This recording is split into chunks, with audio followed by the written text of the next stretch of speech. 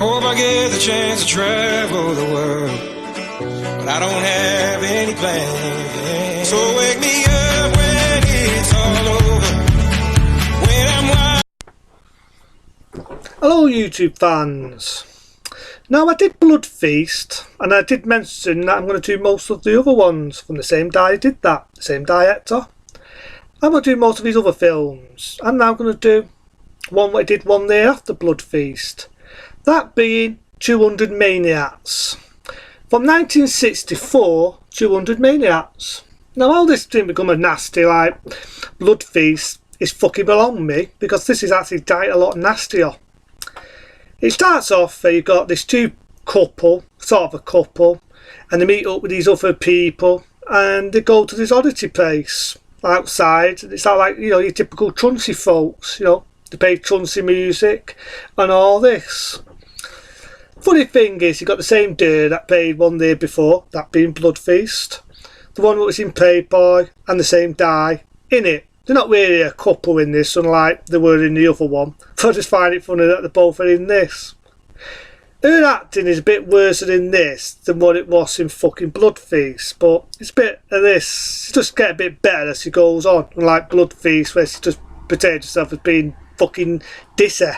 It's like insult on women, but you know, different era, different time.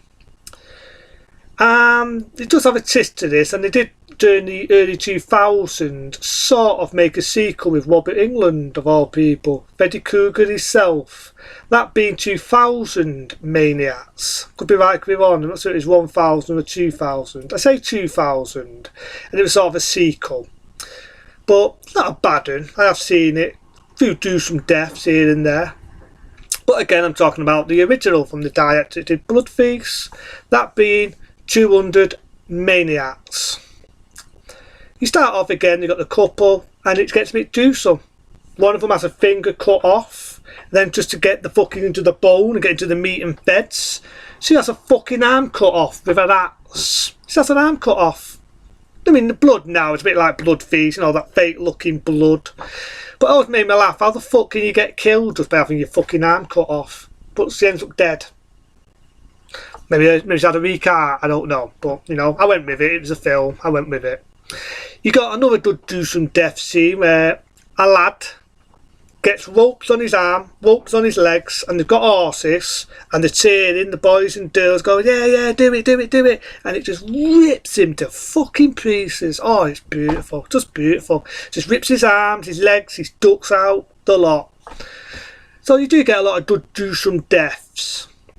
I do remember the one where they get this guy, they put him in a wheelbarrow, and they put nails in the wheelbarrow, not a bit like them drugs what you put beer in, put him in this wheelbarrow thing, shove him down a fucking hill, cut to fucking pieces. Another gruesome death. The one memorable death, and I think it was in the 64 trailer, is to get this dude, right, they've got a wok on one side, they've got this other guy with a small wok, throws it, misses, another one, falls it, misses, another one, falls it, boom, splat, dead. So it definitely doesn't fuck around in the blood and door, which is kind of typical of this director, that different as Blood Feast one day before. Again, some of the death scenes, I will say, were copied in other films. The one where the guy gets ripped to pieces was a similar death scene what they used in Deathstalker, the evil sorcerer, the film I reviewed. So I just find it funny that some of the death scenes they actually use from other films. But for its time, it definitely was ballsy. If you're going into it for blood in door, you're getting it in fucking buckets.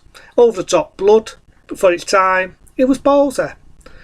This director, like I say, was known for doing a lot of bloody films. And again, it does have an interesting twist, because the people, there's only 2 survivors, which is funny enough, the same ones that were in Blood Feast. They're in this film, they managed to get away, and then you find out this town of these truncey folk, who was having this famous competition. They always have it a fun event, they have it like every day near summertime, and they have like this fun event. They actually find out that those people were dead.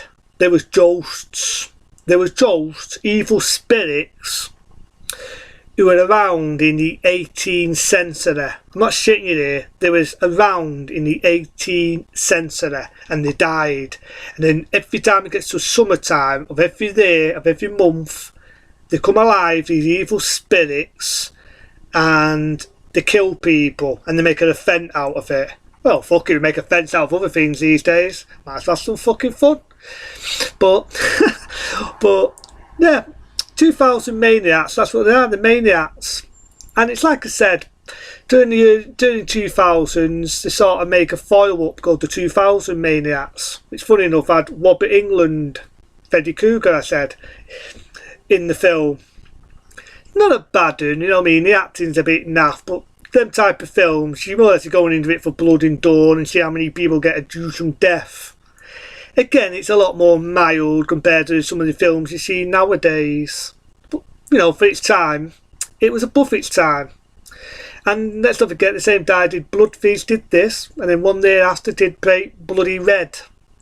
I don't mind Bait Me Bloody Red, that had an interesting story in it. The guy was a bit more psycho than the one in... Well, he wasn't as psycho as the one in Blood Feast, but he wasn't as dumb as the one in Blood Feast. He was a lot more smart, but it's too fucking dumb. But again, you're going into it for fucking acting and Jake Osterworthy acting, you're going to be disappointed. But for its time, and that, I'm not going to give it ratings because again, it's not really a date fucking film. It's not the date for acting, but if you're going into it for blood and snot, you're definitely going to get what you fucking want. And you know, I got it, 2000 Maniacs. Not a bad one from 1964. Like I say, it's tampy now and it's naff, but you can see why it was above its time and why it was considered a nasty film. It's not the type of film they're going to show on TV in the fucking morning, and it's definitely not the type of film you see nowadays on TV. It's one of them where you get it under the fucking shower, you're likely to fucking watch it in that era. Probably in that era and all, it probably was a nasty film. I was very rare, you probably would have saw it in theatrical in the 60s. So for that, you know, it is what it fucking is. So again, 2000 Maniacs, it's not Jay, it's not Osterworthy, but you know, if you're going in it for blood and snot, that's what you're going to get. Other than that, I will keep people posted of other films I'm going to do. No, I said that, and I say it again. I'll either do more of my Bond films, more of fucking Dracula, something them for a bit, so I might do them next time I'm off. And other movie reviews, why not? You know, life's short, might as well have fucking fun. And the shit we'll be living in these days, why not have fucking fun? Excuse the lighting today, it's been a bit fucking annoying as usual. But you can see, got my nice topical shirt on. Thought I looked like Magnum fucking PI. Just need the dodgy porno moustache and a bit thick head of black hair. And who knows, I might look like Magnum PI. I've already got the looks. You know, I'm smooth and good looking and I'm a sex symbol and a sex goddess. And I've got a big hairy test, but I'm not pulling it out because I'll get done for pornographer. But, you know, it is what it is. So I will do other movie reviews. Again, that was 2000 Maniacs from 1964. Other than that, have a good one. I love you and see you, and I'll do more reviews on the way. Bit sloppy thank you to people. Other than that, have a good one.